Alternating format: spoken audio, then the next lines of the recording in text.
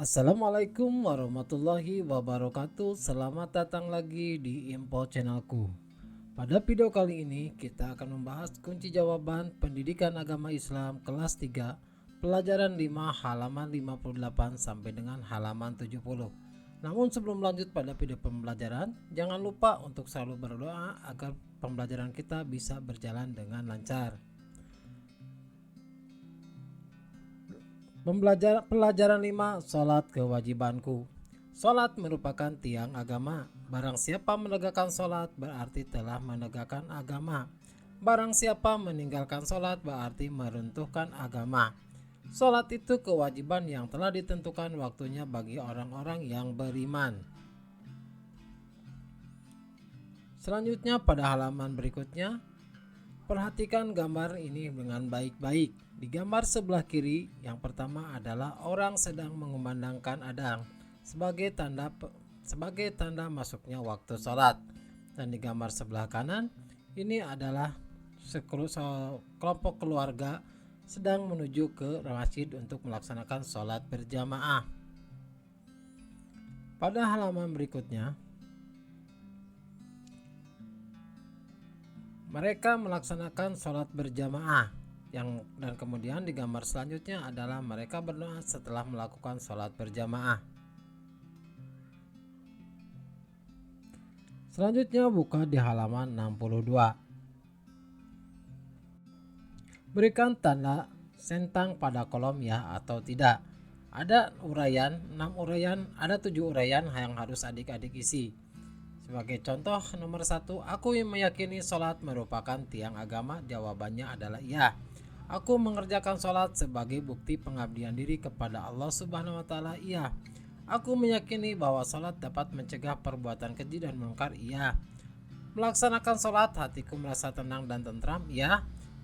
Melaksanakan sholat berarti memohon ampunan kepada Allah Subhanahu wa Ta'ala. Iya.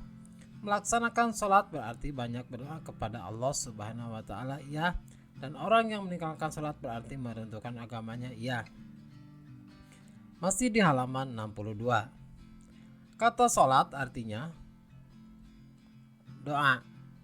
Dan untuk yang kedua, pengertian sholat adalah serangkaian ucapan dan gerakan tertentu yang diawali dengan takbiratul ihram dan diakhiri dengan salam.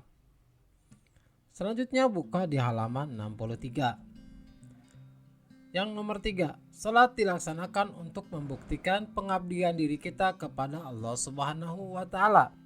Nomor 4, melaksanakan sholat berarti memohon ampunan kepada Allah Subhanahu wa Ta'ala. Dan yang nomor 5, sholat merupakan ibadah yang pertama diperhitungkan pada hari kiamat.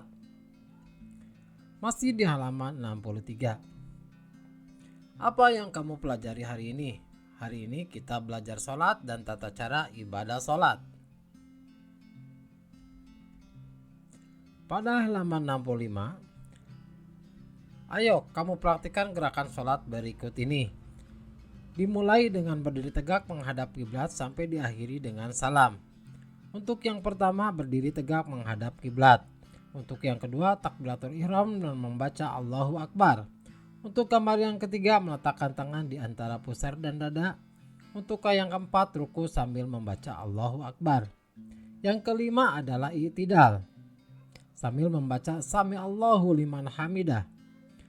Yang nomor 6, sujud sambil membaca Allahu Akbar. Yang ketujuh, duduk di antara dua sujud sambil membaca Allahu Akbar.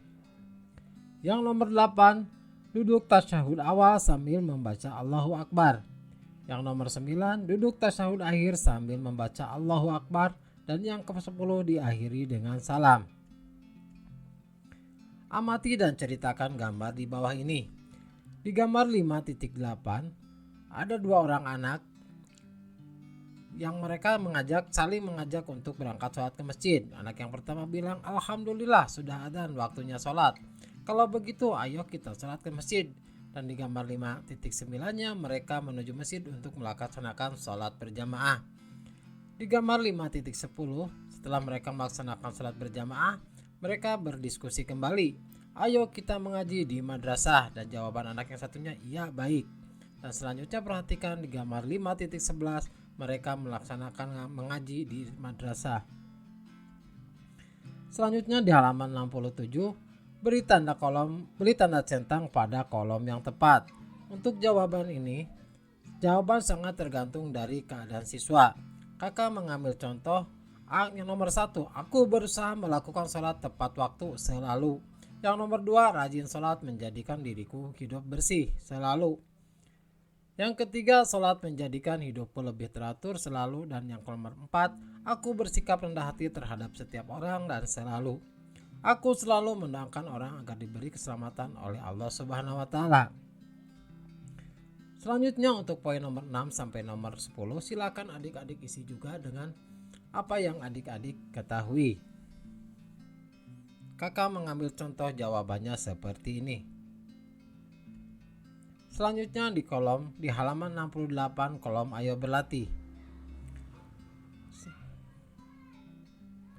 Pasangkan soal yang berada di sebelah kiri dengan jawaban yang ada di sebelah kanan berikut ini. Buatlah garis penghubung antara soal dan jawaban. Lihat contohnya. Pada hidup bersih dihubungkan dengan terbiasa menjaga hidup bersih. Pada hidup tertib dan teratur, penjelasannya adalah terbiasa menjaga hidup tertib dan teratur.